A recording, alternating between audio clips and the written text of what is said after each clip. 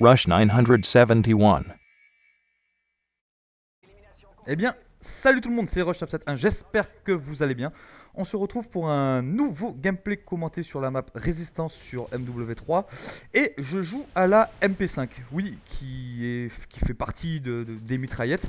Et qui est pour moi, alors vous allez me dire ce que vous en pensez, qui est pour moi la mitraillette la plus difficile à utiliser. Alors pourquoi? Tout est une question de stabilité. Alors, on sait que les mitraillettes sont très efficaces à courte distance. D'ailleurs, c'est le but. Contrairement aux fusils d'assaut qui se veulent un peu plus efficaces à longue distance, même si on les utilise pas mal, peuvent être très efficaces, on va dire, à courte distance. Quand je dis courte distance, c'est quand on est au corps à corps, hein, pas quand on est effectivement que la personne ne nous a pas vu et qu'elle est à courte distance. Je dis plutôt corps à corps, histoire de dire que effectivement, quand l'ennemi apparaît, ou pas apparaît, mais en tout cas se retrouve face à vous, et Dieu sait que ça arrive énormément au cours d'une partie, ben, on est beaucoup plus efficace avec une mitraillette qu'avec un fusil d'assaut. Enfin bon, moi il me semble, hein. Après effectivement, tout est une question de maîtrise. Je pense que si on maîtrise bien son fusil d'assaut, ben là effectivement on peut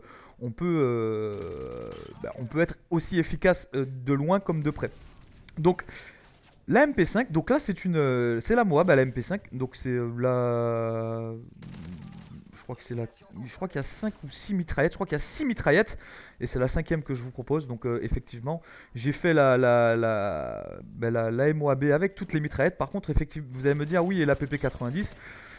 Très franchement, je me refuse de la faire à la PP90 à main. Donc bon, Linz et Darkna se foutent un peu de ma gueule. Mais je peux vous dire que bon, moi, quand je me fais tuer par une PP90 à main, bon, ben, j'apprécie pas du tout.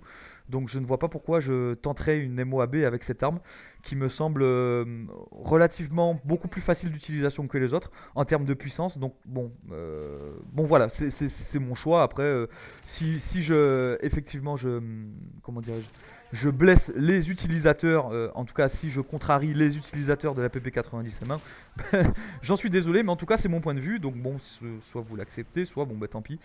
Donc, mais je pense qu'il y a beaucoup de personnes qui seront d'accord avec moi, parce que c'est vrai que la PP90 main quand même, elle est assez abusée. Moi je n'emploie pas les termes cheaté ou pas cheaté ou nani nanana, je pense que le terme abusé est vraiment, parce que bon, si l'arme est là, c'est qu'on peut jouer avec, on peut l'utiliser, il n'y a aucun problème.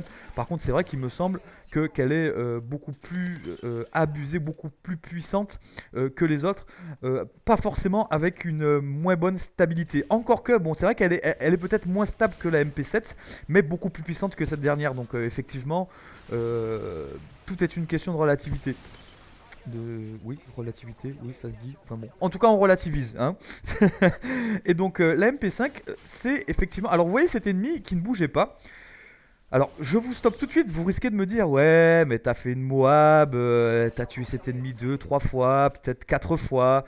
Moi, personnellement, s'il allait faire pipi ou il allait se prendre un sandwich, il est dans le jeu, soit il se déconnecte, soit il joue. Moi, très franchement, imaginez que je suis là, je dis, je le tue pas, et le mec, bah, tout d'un coup, bah, il revient, il s'est lavé les mains, il a fait pipi, tranquille, il se revient, et puis il me tue. Et puis là, je nique ma série bêtement. Non, non, non, moi je préfère assurer le coup, je tue le mec, effectivement, c'est un frac facile, et je pense que n'importe qui d'entre vous, à part si vous connaissez la personne qui est effectivement en face et qui vous a prévenu qu'elle ne jouait pas, je pense que n'importe qui l'aurait tué. Bon, en tout cas, c'est là encore une fois mon avis.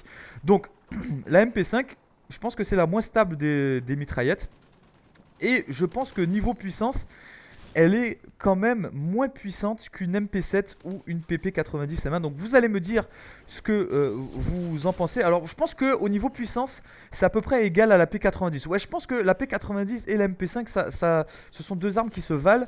Alors est-ce que la MP5 est un peu moins stable que la P90? Je pense. Je pense, très franchement, je pense.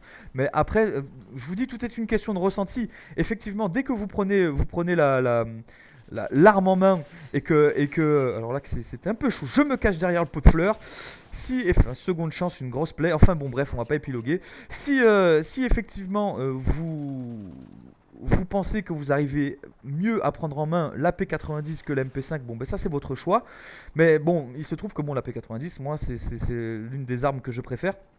Et c'est vrai que je la maîtrise assez bien. Mais la MP5, j'ai été assez surpris. Alors certes, elle n'est pas évidente à utiliser tout de suite.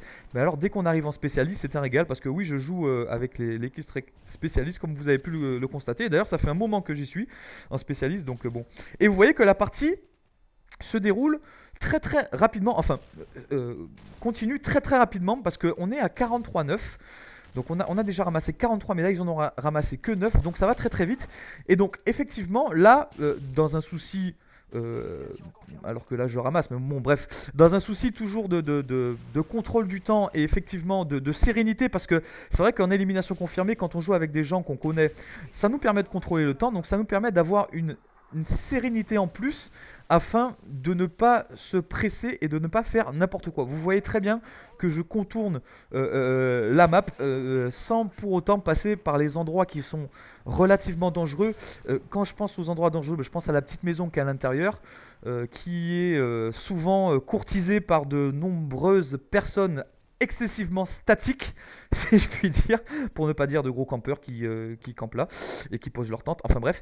Et donc c'est vrai. Alors là, je crois que je buvais un coup ou je sais pas trop. Enfin bref. Et c'est vrai que je contourne la map. Je pense que c'est la meilleure solution de toute façon. Il y a quelqu'un qui me disait oui, mais les déplacements, c'est tout. Je dis moi, je pense que très franchement, les déplacements, c'est 70% de la Moab. C'est 70%. Je pense que 20%, il y a 10% de chance et 20% le reste. Voilà. Je pense que certains diront que la part de chance est beaucoup plus développée, enfin beaucoup plus accentuée que 10%. Moi, je pense que 10% déjà, bon, après, il faut une certaine maîtrise et de son arme et du déplacement. À partir du moment où on a le déplacement, 20% de maîtrise de l'arme et tout ce qui s'ensuit, et effectivement 10% de chance, parce que de la chance il en faut, ça c'est clair et net. Si on n'a pas de chance, on n'arrivera jamais à faire la bombe. Il en faut en tout cas un minimum, un minimum. C'est pour ça que j'ai dit 10%. Je pense que 10% c'est un bon score pour la chance. Donc voilà, donc j'ai dit la MP5. Donc pour ceux qui me posent la question, donc je crois que je suis à ma 18e bombe.